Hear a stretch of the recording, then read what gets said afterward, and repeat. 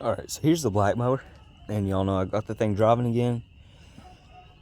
And if anyone's curious about what all I did to it in that time, I did another video, but it has ag tires. Both of them go flat, they're junk.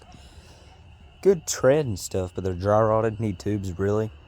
But they're too short for my liking. I'm gonna go to 25s. So that's a future mod. The engine didn't have much done other than the kill switch, which I also mentioned. But the biggest thing I did was the belt system got redone. The clutch got a different amount of travel. Originally, this rod that actually pulls it went right there where the spring is. So the clutch moved too much and the pedal didn't move enough. The belt was hard to get tight. That bracket's probably 1/4 inch, 3/16 or 1/4 inch thick. So it also has more to pivot off of in here. So it doesn't flex and kick as much as it did before.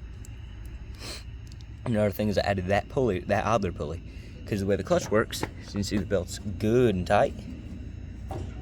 There's a spring right here, as you can see, and one on the pedal, and it's plenty tight, but it didn't have much belt wrap because it went like that.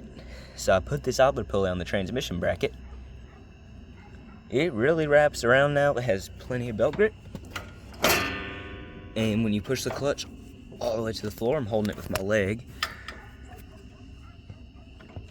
Hold on, a little farther. There we go. You can see it disengages. And doesn't need guards because that gap is so close and that gap is so close, the belt doesn't come off the back. And the front pulley is so big it doesn't pop off. So I don't need guards. The only one it might could pop off is that flat idler. But I was holding the clutch to the floor earlier, doing clutch jumps, and it did just fine. So it's a pretty decent clutch setup, and it's a pretty decent looking thing.